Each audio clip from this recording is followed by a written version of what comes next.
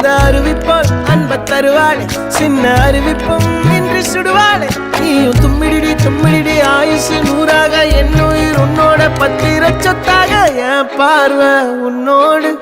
உன் பொம்மை கண்ணோடு பேசாமல் விண்ணோடு நாம் மிதந்து போவோம் காதாரா அடியாளோ